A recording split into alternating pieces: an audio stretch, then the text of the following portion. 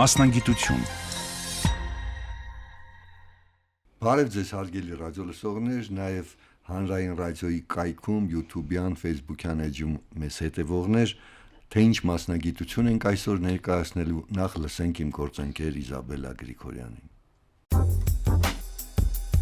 Նրանց մասնագիտությունը մեծ հարգանք ու հեղինակություն է վայելում։ Պահանջում է մեծ համբերատարություն, նվիրվածություն, պատասխանատվություն ու երկաթյա նյարդեր։ Նրանք բանիմաց են, բնույթով ծայրաստիճան նրբանկատ, ունեն մեծ պատասխանատվություն ու սեր իրենց մասնագիտության հանդեպ եւ քաջ գիտակցում են դրա կարեւորությունը։ Առողջապահության ոլորտում անչափ կարեւոր, արդյունավետ եւ առանցքային դեր ունի ընտանեկան բժշկությունը։ Ընտանեկան բժիշկն առաջնային բժշկական օգնություն ցուցաբերող մասնագետն է, իրականացնելով ընտանիքի բոլոր անդամների հիվանդությունների կանխարգելում, ախտորոշում, բուժում, առողջության շարունակական հսկողություն, անկախ տարիքից ու սեռից։ Ուսումնասիրելով եւ խորությամբ հասկանալով ցանկացած խնդիր, ստեղծելով փոխադարձ հոգատարության եւ ջերմության մթնոլորտ, յուրաքանչյուր այցելուի յուրովի մոտեցում ցուցաբերելու կարողությամբ նրանք հոգ են տանում ամեն այցելուի առողջության մասին, դառնալով յուրաքանչյուր ընտանիքի լավագույն բարեկամը։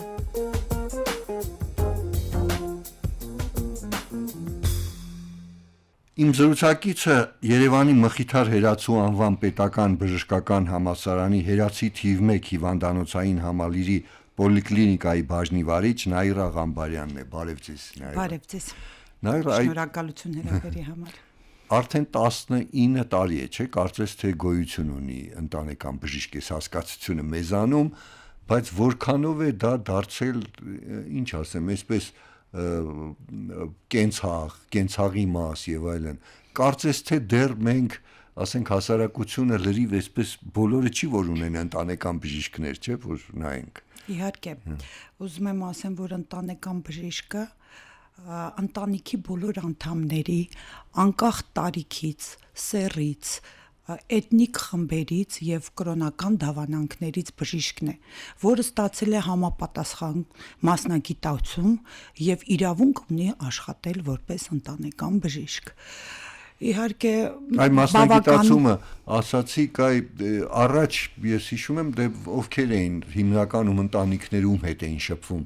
ամենից շատ երևի մանկաբույժների, չէ, որտեվ դե երեխաներ են կարմրուկ եւ այլն, այսպես նաեւ, պատվաստումներ էին անցնում եւ այլն։ Եվ երևի ում հետ էին շփվում, երևի մանկաբույժների առաջի միտքս էդ է գալիս։ Նաեւ թերապևտների, այսպես նայենք հիմնականում։ Այսինքն հիմա ընտանեկան բժիշկը ավելի շատ մանկաբույժ է, թե թերապևտ է։ Ընտանեկան բժիշկը դա եւ մանկաբույժ է եւ թերապևտ է։ Այո, 1997 թվականից Հայաստանում ներդրվեց ընտանեկան բժշկության ինստիտուտը, փոխարինելով պոլիկլինիկ ծառայության առաջին բուժօգնությանը։ Եվ այդ ժամանակ համաշխարհային բանկի միջոցներով եւ համապատասխան էքսպերտների ուսումնասիրություններով կազմակերպվեց շուրջ 1200 բժշկի մասնագիտացում, այսինքն թերապևտները եւ մանկաբույժները ուսումնասիրելով 1 տարվա ծրագիրը դարձան ընտանեկան բժիշկներ։ Սակայն այսօր նաեւ ունենք մենք բժշկական համալսարանում եւ առողջության ազգային ինստիտուտում կլինիկական օրդինատուրա ընտանեկան բժշկի մասնագիտությամբ, որը տևում է 2 տարի, որից հետո նույնպես կարող են աշխատել ընտանեկան բժիշկներ։ Տիկին Ղամբարյան, բայց գնում են այդ օրդինատուրա, որտեվ ես նայում եմ, դե տղաները իհարկե ուզում են դառնալ վիրաբույժ, մեծ մասը, այստեղ վաստակելու խնդիր կա, որտեվ այդ բժշկականը այնքան երկար եք սովորում, որ հետո մտածում են այդ մարդիկ այդքան սովորել են, լավ վաստակեն եւ արդարացի է դա, եւ ասենք երևի լավ են վաստակում, մտածում են վիրաբույժները եւ տղաները հիմնականում դառնում են վիրաբույժ, մեծ մասը կարծում եմ, այ աղջիկները էլի պարզ է, որ այդքան սովորել են, կուզենան լավ վաստակել, բայց մեկ-մեկ աղջիկները նաեւ մտածում են, չգիտեմ, աշխատանքի, ընտանիքի հետ այս կապի ավելի այդ մասին նաեւ դա է դեր խաղում, բայց այ ընտանեկան բժիշկները, ես չգիտեմ, այդ վաստակելու մասով խնդիրներ չի առաջանում, որ չգնան դառնան ընտանեկան բժիշկ։ Ճիշտ է, համապատասխանաբար ընտանեկան բժշկության դիմողները ավելի քիչ են, բայց իրանք էլ վարձատրվում են ըստ մարդաքանակի, per capita ասածը, մանկական եւ մեծահասակ ազգաբնակչությանը համապատասխան ֆիքսված գներով։ Դե բնականաբար կան մասնագիտություններ, որոնք որ ավելի շատ են ընտրում երիտասարդ բժիշկները, դա ռադիոլոգիան է, վիրաբուժությունն է, սրտաբանությունն է, այդ թվում ինվազիվ սրտաբանությունը, բայց այնուամենայնիվ դիմողներ կան։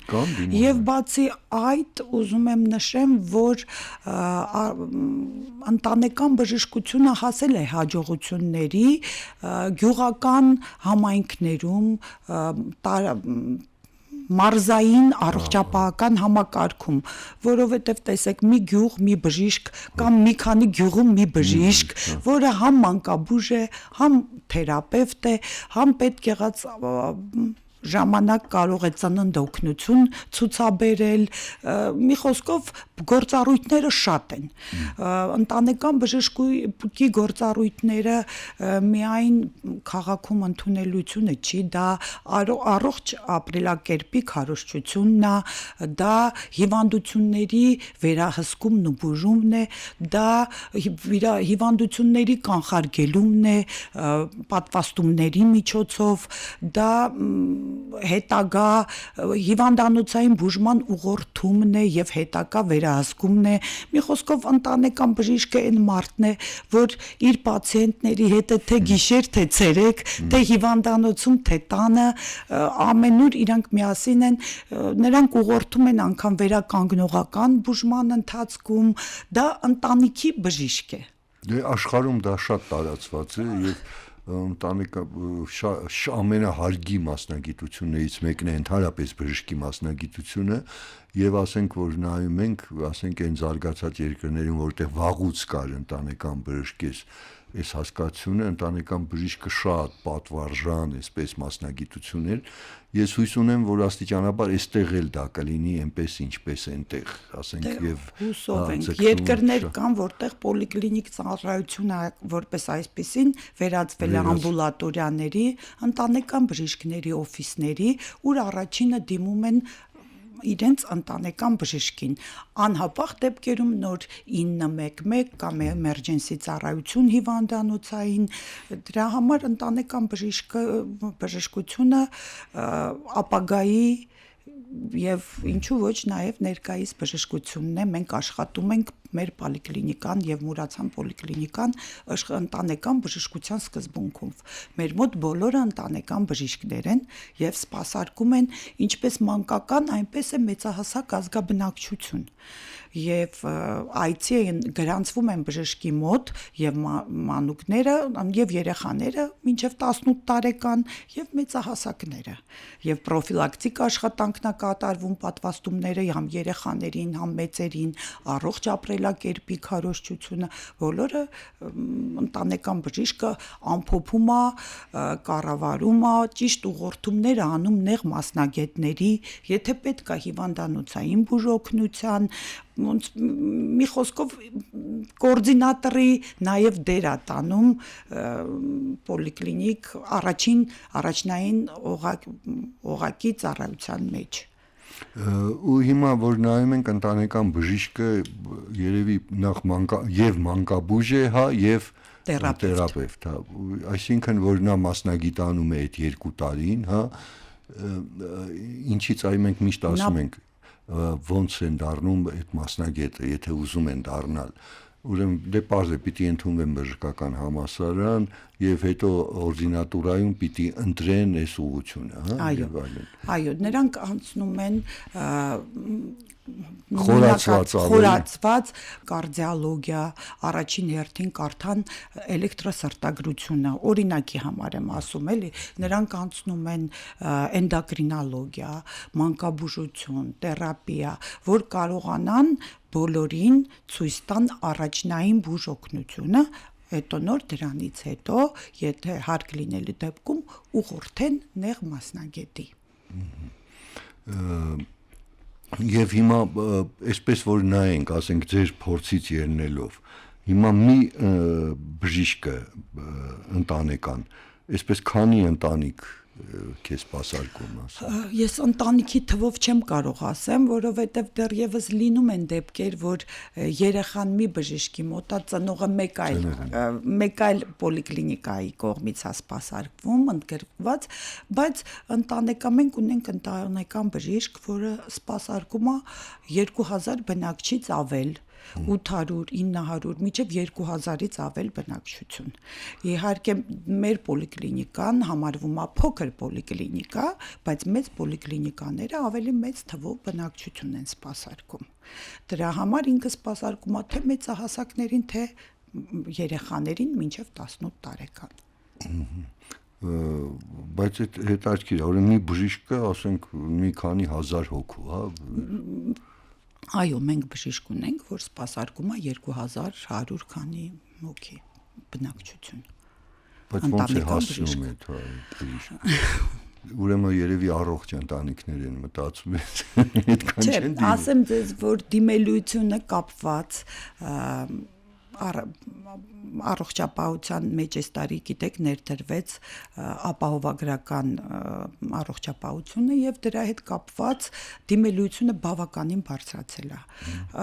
Ընդ որում մեծահասակների շրջանում է շատ բարձրացել, կային մարդիկ, որոնք ունեին հիվանդություններ, գանգատներ, բողոքներ, որ հնարավորություն չունեին դիմելու բժշկի հետագա հետազոտությունների պետությունը հնարավորություն է անձեռել, որպեսզի մեր բնակչությունը կարողանա ստանալ ավելի մեծ քանակով մարդիկ կարողանան ստանան Հա, այն 64-ից թե 65-ից, այո, 65-ից արդեն շատ հիվանդություններ դառնում են 65-ից, այլ նաև կան շատ խմբեր են ընդգրկված այդտեղ ֆունկցիոնալության սահմանափակումներով մարդիկ, հաշմանդամությունը, 65+ բնակչությունը, 65 տարի եւ ավելին, աշխատավարձով պայմանավորված 201,000 դրամ եւ ավելին ընդգրկված են առողջապահության ապահովագրության մեջ եւ նրանք բոլորը ստացան հնարավորություն դիմել բժշկի եւ ստանալ ավելի լայն ծավալներով օգնություն։ Եվ հիմա դուք դա զգում եք ձեր կաշվի վրա, այսպես ասեմ։ Իհարկե, դիմելությունը պոլիկլինիկա շատացել է, այո, ուղեգրումները շատացել են, մարդիկ հնարավորության դեպքում թանկարժեք հետազոտություններին չէին կարողանում գնալ իրենց չէր ներում հնարավորությունները, այսօր կոմպյուտերային տոմոգրաֆիա, մագնիսառեզոնանսային հետազոտությունները, բոլորը դա թանկարժեք հետազոտությունները, բավականին շատ կորոնոգրաֆիաները, ստենտավորումները ավելի մեծ քանակի, բոլորը աճել են կապված առողջապահության ապահովագրության ներդրման հետ։ Հիմա արդեն խոսվում է, որ մյուս տարվանից հունվարից կավելանան էլի խմբեր մարդկանց, որոնք ընդգրկվեն առողջապահական ապահովագրության ցանկում։ Իսկ հիմա դա բժիշկների վրա ինչպես է ազդում, ինչ առումով եմ ասում, որ ազդում է, որ աշխատանքը շատանում է, հա, այսպես ձեր, բայց դա վարձատրության հետ կապնի թե չէ, այն առումով, որ բժիշկները ավելի վատ վիճակում են հայտնվել, թե վարձատրությունը ինչ որտեղ դարձել է ավելի բարձր այս բարակայում է հետաքրքիր։ Չէ, կարող եմ ասեմ վստահ, որ վարձատրությունը աճել է։ Աճել է, հա։ Որովհետև կապված ուղեգրումների հետ բժիշկը իր ուղեգրումներից նեղ մասնագետը դիցուկ իր մոտ ինչքան դիմելությունը շատացավ ուղեգրերով, ամեն ուղեգրից նա վաստակում է գումար։ Պետությունը սահմանել է, օրինակ նույն պոլիկլինիկայի մեջ, եթե մենք ուղեգրում ենք նեղ մասնագետի 6000-ը մի ուղեգրումը, 6000 դրամի կեսն է ստանում նույն պոլիկլինիկայի մեջ, այսինքն 3000-ն ունտեղ բաշխվում է հիմնարկին, բժշկին, բուժքրոջը, իսկ եթե մարդը ցանկություն է հայտնում դիմել ոչ նույն պոլիկլինիկայի նեղ մասնագետին, այլ այլտեղ ուղեգիրը թույլ է տալիս, ազատ ուղեգիր է, բաց ուղեգիր է, այսպես ասած, որ նա դիմի իր ցանկացած բժշկի մոտ։ Այսինքն կստանա գումարը մյուս բժիշկը 6000 դրամը կամ կախված բժշկի կարող է կիրառվի նաև համավճար։ Պետությունը սահմանել է, որ 6000-ից մինչև 12000 մաքսիմալ կարող է լինել համավճար։ Դե այսպես որ վերցնենք, ուրեմն եթե լավ բժիշկ է ու շատ հաճախորդներ ունի, կարող է շատ լավ վաստակել, Այո, այսօր այդպես էլ կա։ Ով ունի ավելի շատ դիմելություն, նա ավելի շատ է վաստակում։ Դա արդար է արդեն, որ այսպես նայենք։ Դե արդար է ինքանով, որ այն բժիշկը, ով շատ է աշխատել իր վրա, ով շատ է վերապատրաստվել, անընդհատ աշխատում է, ինքնակատարելագործվում է, կամ նա փաստորեն նրա մոտ այցերը ավելի շատ են, նա ավելի շատ է վաստակում։ Չէ, այս առումով ես ուզում եմ ասել, որ ովքեր մեզ լսում են, որ ընտանեկան բժիշկը այնպես չի, որ քիչ է վաստակում, այսինքն եթե այդ բժիշկը նորմալ մասնագետ է, լավ մասնագետ է, ու եթե մենք նայում ենք զարգացումը բժշկության աշխարհում եւ այլն, այսինքն ընտանեկան բժշկությունը հաստատ աստիճանաբար տարածվելու է եւ ընդգրկելու է ողջ Հայաստանը,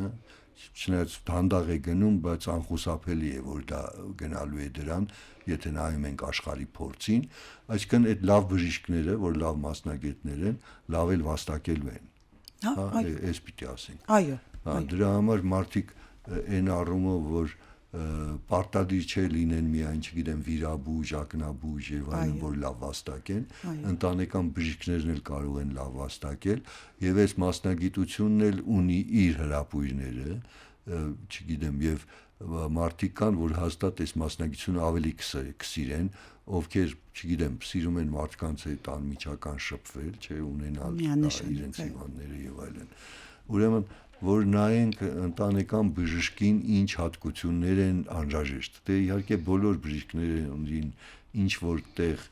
այս հոգեբանություն է պետք եւ այլն, բայց ընտանեկան բժիշկներին երևի ավելի շատ շփվելու կարողություն։ Ամեն անհատը պիտի ստանա համապատասխան վերաբերմունք, ուշադրություն, բոլորը ուզում են, գիտեք, այսօր մեր մոտ ոնց է, որ մեր մարդիկ, մեր ազգը սիրում է լսել հարևան, ծանոթ, բարեկամ, մեկը որ գովք է անում մի բժշկի, իսկույն այդ բժշկի մոտ հոսքը ավելանում է։ Այսինքն գալիս են կցագրվում են խորհուրդով, հորդորով եւ այդպես մարդու մոտ ավելանում է բնակչության թիվը, հետեւաբար դիմելությունը եւ նաեւ վարձատրությունն է, ինչ ոչ։ Իսկ այ հետարքիր է, դեպքեր լինում են, որ մարդիկ, չգիտեմ, ուզենան ընտանեկան բժիշկ ունենալ ու դիմեն այդ առումով, թե ոնց է դա արվում, էլի հիմա օրենքով ոնց է, թե պարտադիր բոլորը պիտի ունենան իրենց բժիշկը, ինչպես է։ Տեսեք, ուրեմն մեր մոտ առաջ պոլիկլինիկական այդ առաջնային օղակը աշխատել է տարածքային սկզբունքով։ Այնուհետև դա փոխվեց եւ եղավ ազատ ընտրության սկզբունքը, այսինքն ով որ բժիշկին ուզում է, կարող է ընտրել։ Ընտանեկան բժիշկն էլ աշխատում է հավաքագրման սկզբունքով, այսինքն իրեն ընտրում են, ինքը համաձայնությունը տալիս է եւ դառնում են իրար հետ աշխատող բժիշկ-պացիենտ հարաբերությունները։ Եվ դրանով, այո, մարդիկ կդիմեն, կընդգրկվեն եւ բնականաբար Չէ, հիմա ամբողջ հարցը նա է, որ մեր հասարակությունը մի քիչ մինչև այս դանակը ոսկորին չի հասնում, բժշկի իհարկե չի դիմում,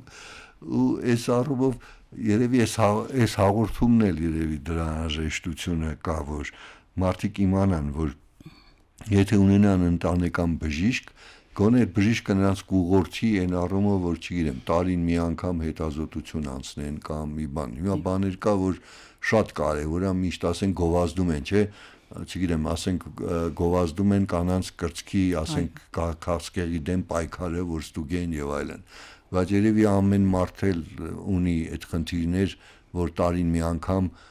այդ մշակույթը կա զարգացած երկրներում, որ տարին մի անգամ ստուգվի։ Եվ եթե մենք, չգիտեմ, ունենանք ընտանեկան բժիշկներ, մարդիկ հասկանան, այդ մշակույթը կտարածվի, այդ բժիշկը նաև,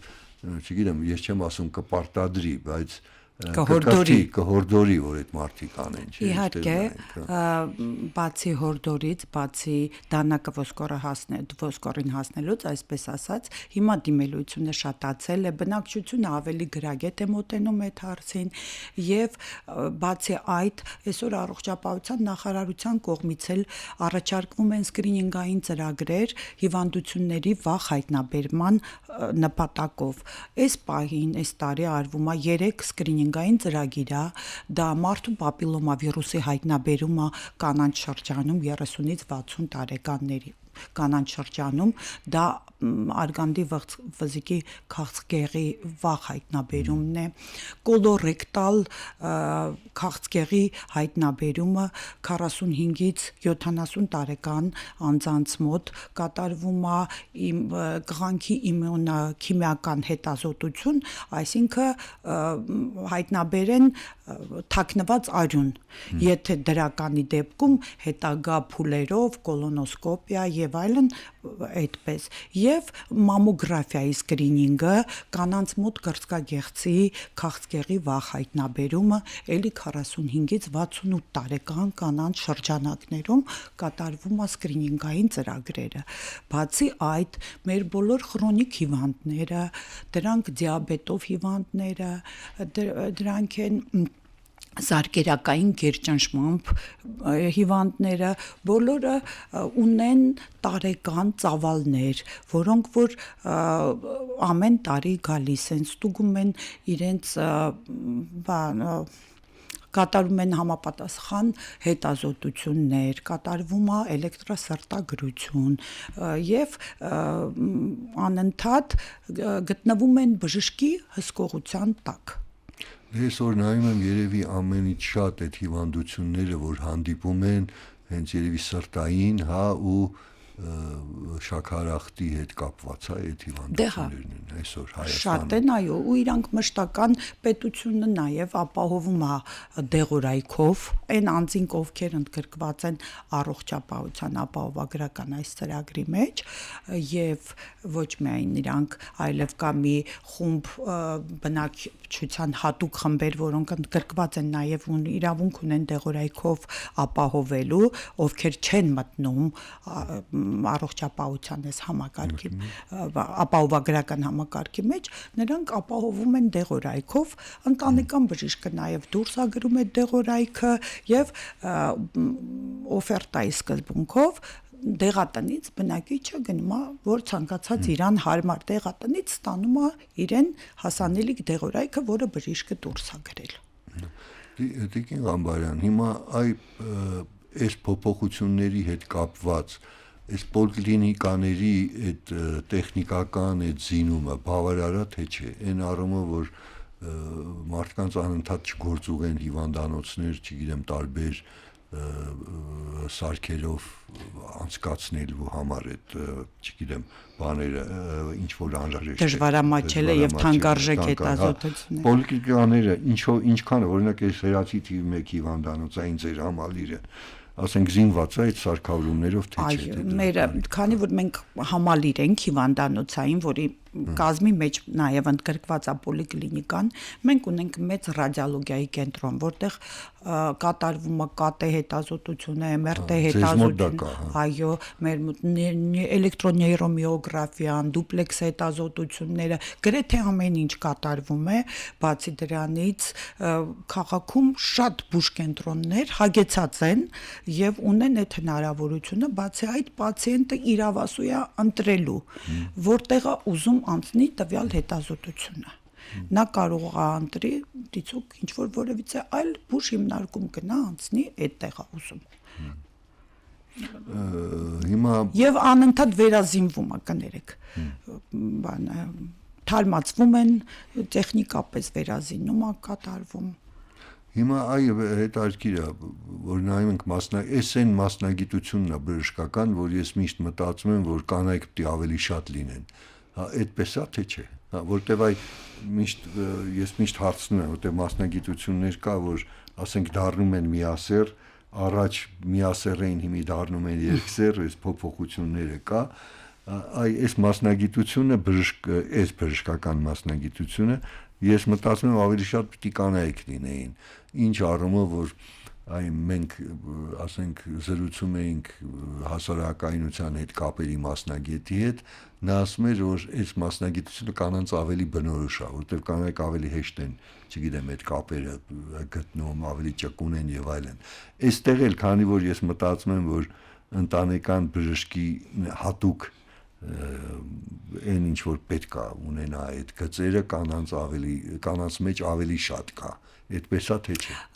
Իրականում կա տենց բան, օրինակ մեր պոլիկլինիկայի 11 ընտանեկան բժիշկները բոլորը կանայք են։ Եվ այնպես էր ստացվել, որ ես ինքս ավարտել եմ մանկաբուժական ֆակուլտետը, մեր ժամանակ 150 հոգի մանկաբուժական ֆակուլտետի ուսանողներից 20-30-ն էին լինում տղաներ։ Միշտ ավելի քիչ էին, քան բուժական ֆակուլտետի ուսանողները։ Ուստի ընտանեկան բժիշկներից էլ կան տղաներ, տղամարդիկ, բայց շատ համեմատաբար շատ ավելի քիչ են, քան կանայք։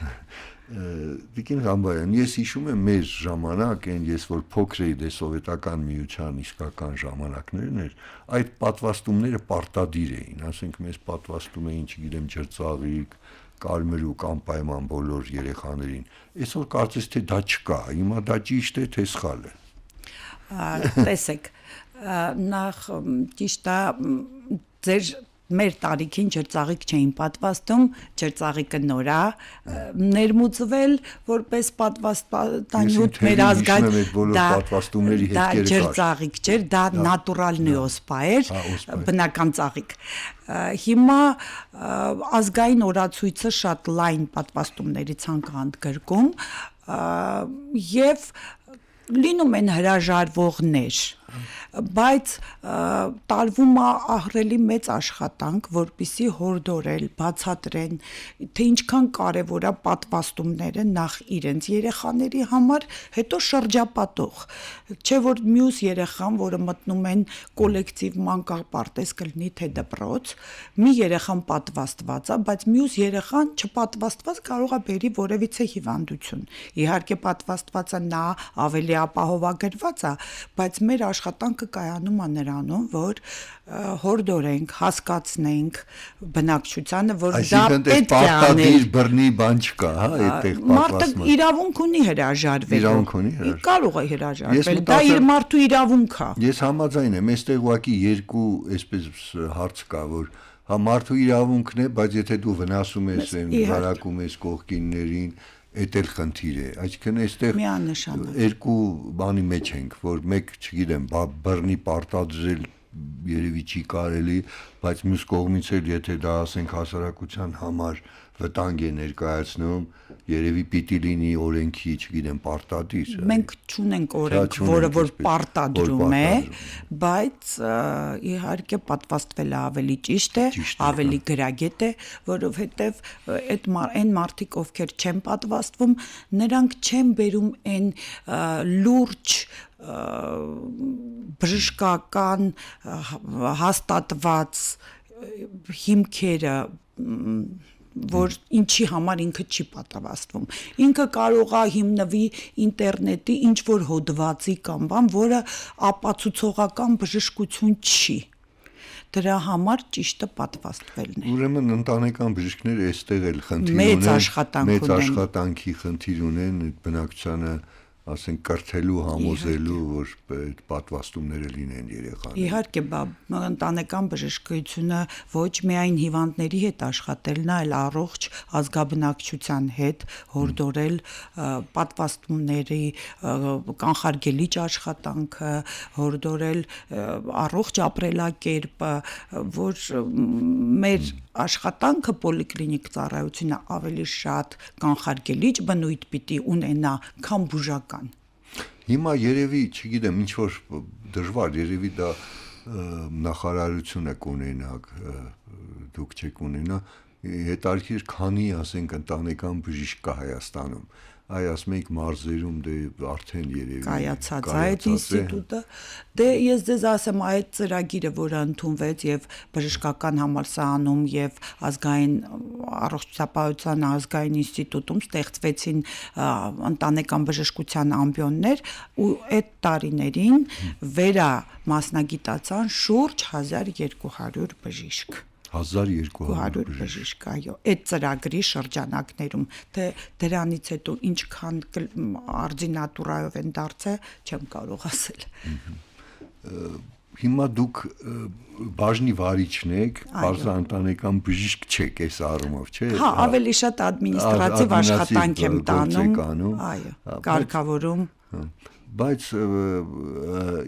դուք ինչ եք այս ձեր փորձից ելնելով, իսկապես այս ընտանեկան բժշկությունը, այս ուղղությունը Հայաստանում այսպես լրիվ կտարածվի ու կաշխատի եւ պարզ է, որ այդպես կլինի, շատ ժամանակ է պետք, որ մարդիկ ասենք դա անցալեն, թե Այն որ մարզայինը աշխատում է, դա միանշանակ է, բայց քաղաքում, մեծ քաղաքներում, թե որքան կտևի, մի քիչ դժվարանում եմ ասել, հա։ Շնորհակալ եմ, որ եկաք, հիշեցնեմ, որ իմ զրուցակիցը Երևանի Մխիթար Հերացու անվան պետական բժշկական համալսարանի Հերացի թիվ 1 հիվանդանոցային համալիրի պոլիկլինիկայի բաժնի վարիչ Նաիր Աղամբարյանն էր, Ստեփան Զաքարյանը նրա հետ ներկայացրեց ընտանեկան բժիշկ մասնագիտությունը։ Շնորհակալ եմ հրավերի համար։